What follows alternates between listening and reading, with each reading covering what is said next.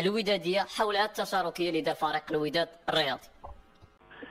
هي في الحقيقة أول اتصال كان عندنا بشركة كوكاكولا كان السنة اللي فاتت، ملي كنا غنمشيو نشاركوا في بطولة العالم الأندية. كنا حاولنا ديك الساعة نشوفوا واش يمكن نديروا معاهم شي اتفاقية.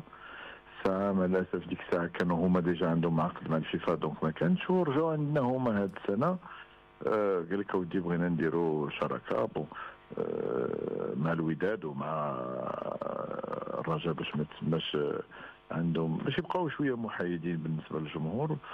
دونك كيفاش اون نيغوسي هذا العقد اللي شفتو اليوم توقع ما بين الانديه بجوج وشركه كوكا لمده 3 سنوات. اكيد. بالنسبه للسي هشام، يعني التفاصيل ديال هذه الاتفاقيه، يعني واش المستشير ما غيكونش في القميص ديال فريق الوداد الرياضي؟ كنظن في الديجيتال لا هو احنا الوداد درنا اونيكمون ديجيتال، مع العلم انه بقى عندنا البلاصه احنا في القميص، ولكن غير احنا القميص كيف ما قلت لكم ما كنبغيوش نديروا فيه زعما الشركات بزاف. القميص كنبغيو يبقى شويه نقي، دونك واخا بقى عندنا بلاصه كنا ما هضرناش على القميص. دونك احنا اونيكمون ديجيتال. اكيد. هذا بالنسبه للعقد ديال الوداد، العقد الاخر ما عرفتوش كي داير. متفق معك السي هشام.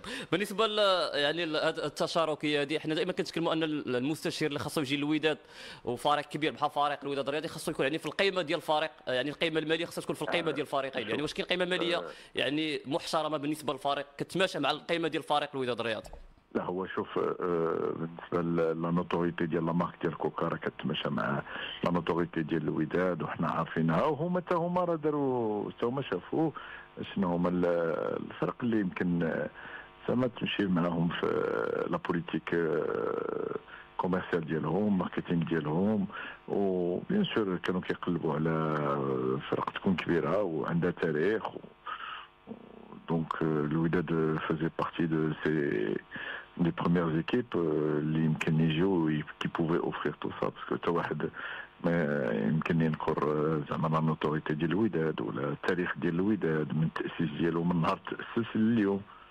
وانتم كتشوف اليوم تزامنت مع احتفال الجمهور ب 20 سنه ديالو اللي كتشوف بين احتفالات اللي ولاو نيفو مونديال. ما بقيناش كنهضروا غير على احتفالات او نيفو لوكال في المدينه اللي فيها الوداد، ولا كنهضروا على المغرب كله، مع العلم انه الوداد راه ديال المغاربه كلهم باسكو الوداد الامه، ولكن دابا حتى في العالم.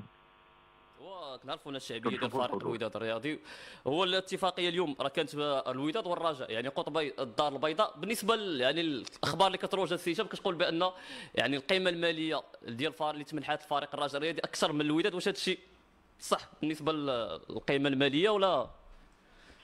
ما كنظنش، ولكن انا ما دخلتش نشوف بالعقد، ولكن جو بونس كو لي جون ديال كوكا زعما يسون سي دي جون اللي ما تخافش عليهم، ملي كيخلصوا على جوست فالور. دونك الا كانوا غادي يخلصوا شي واحد اكثر، يمكن الوداد هي اللي غادي اكثر، بحكم اننا عندنا مشاركين في ان شامبيون اللي ما مشاركاش فيه الرجاء. دونك جو بونس با هذا هو المهم. البلوز امبورطون بور نو سيتي با القيمه الماليه، مي سيتي جوست ديجا لاسوسياسيون افيك كوكا. كيف ما قلت لك احنا عندنا واحد القسم مشترك اللي هما الالوان، روجي بلون ديال كوكا هي روجي بلون ديال الوداد. دونك هذا القسم ما يمكن يقسموا معنا حتى واحد. تفضل السي العربي. سي هشام الا كان ممكن السي العربي حبابي عنده واحد السؤال ليك. مرحبا سي العربي. تحيه لك اخويا سي يتمنى. انا كنقدروك يعني بالمجهودات اللي تتقوم بها فريق الوداد البيضاوي. بغينا كاع الرؤساء تقريبا ديال البطوله المغربيه يعني ياخذوا نفس الفكره ويزيدوا بالفروق ديالها. الا بغينا نقولوا هذه الخدمه اللي تدير هذا هو الاحتراف الحقيقي. يعني تحيه لك من هذا المنبر. غير انا بغيت نسولك واحد السؤال، واش الرئيس يتمنى واش عنده واحد الفكره على التكوين، ولا كاينين شي لاعبين في التكوين ديال فريق الوداد البيضاوي اللي يقدروا يطعموا الفريق الاول؟ بغيت نهضر على التكوين ديال الفريق، كيفاش كتشوفوا انت؟ بالنسبه للتكوين احنا مشاركين في السياسه الوطنيه اللي جات بها الجامعه ديال التكوين. ولكن انتم كتعرفوا التكوين راه الواحد خصو يكون يصبر شويه، لانه ما تنساوش بحال ناخذوا دابا احسن نموذج في التكوين اللي كاين هو اكاديميه محمد السادس. وي ولكن راه في نفس الوقت خصكم ترجعوا هذه واحد 7 سنين 8 سنين، شوف شحال ديال الانتقادات كانت كدار ضد اكاديميه محمد السادس. وي لانه التكوين خصك تصبر باش تقدر تشوف الاكل ديالو. التكوين عنده على الاقل 6 سنين باش تبدا تعطي زعما لي جوار في لو نيفو اللي كتسناهم الفرق الكبيره مثل الفرق الوداد. ولكن اون كون ميم كيلكو زيليمون اللي حنا اون سو كونسونتر دوسو. راه ما تنساش العام اللي فات راه وقعنا اكثر من 8 ديال العقود احترافيه بالنسبه للاسبوع، سكي ان ريكورد بالنسبه للوداد. دونك سا فو كو ان شاء الله غنصبروا شويه على الاكاديمي ديالنا، غدا تعطي حتى هي لو روندو ديالها، مي يفو طوندر واحد كيلكو زاني. واخا عندي واحد سؤال اخر، واش السي ايت منا راضي على المدرب بن هاشم؟ زعما كتسولني هي بحال ما كتعرفنيش. الا كنتي كتعرفني راه كتعرفني بما انا ملي ما كنكونش راضي على شي واحد، راه اول واحد كيعرفه هو هذاك، كل غد ما كيصبحش. لا دونك زعما شوف لا ريلاسيون بيني وبين امين بن هاشم ايت اون فيي ريلاسيون que j'ai on a entamé tous les deux ملي كنت بدا في الشباب، وملي جاء امين كادجوان الوداد راه جو فوزي بارتي دي جون اللي كنت ساهمت في المجيء ديالو، وملي جا ان طونك ديريكتور سبورتيف معنا راه سيتي دو على ريلاسيون اللي عندي معاه، ودرت واحد الثقه وبركنا مورا المونديال avec les résultats qui n'étaient pas زعما conformes aux attentes ديال الجمهور ديالنا.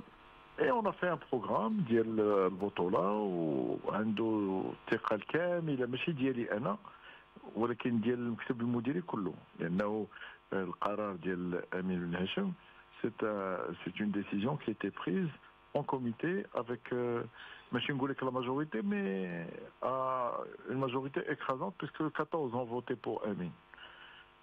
et الحمد لله صبرنا عليه وكنشكروا الجمهور حتى هو اللي دار فينا الثقه وصبر، بدينا كنشوفوا جوردي لو فروي ديال داك الصبر ديالنا. اكيد، ونتمنوا ان شاء الله التوفيق للفريق الوداد الرياضي. سي هشام، الوداد دخلت واحد المرحله اللي هي جديده، هو انتداب لاعبين اسماء اللي هي كبيره. كنشوفوا الصفقه ديال حكيم زياش صراحه اللي كانت صفقه كبيره فريق الوداد الرياضي. واش نقدروا نشوفوا شي صفقات اخرى من القيمه ديال حكيم زياش في الميركاتو الشتوي بالنسبه لفريق الوداد؟ شوف سكون بو بروميتر لو بوبليك ديالنا سي كو ما غاديش نبخلو اي كو سي با ابري افوار سيني لو حكيم زياش كون سي كروزي لي برا، او كونترير.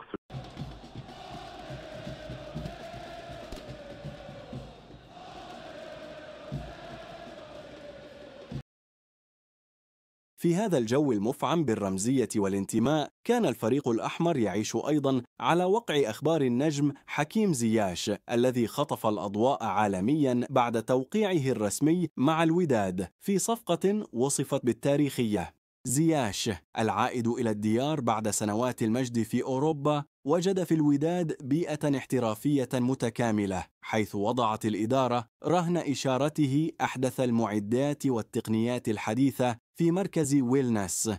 يخضع اللاعب لبرنامج تأهيلي خاص تحت إشراف المعد البدني للوداد، يشمل اختبارات تقنية دقيقة للقوة والمقاومة البدنية، تمهيداً لإدماجه تدريجياً في التدريبات الجماعية، على أن يكون جاهزاً في الأسابيع المقبلة للعودة إلى الميادين رسمياً.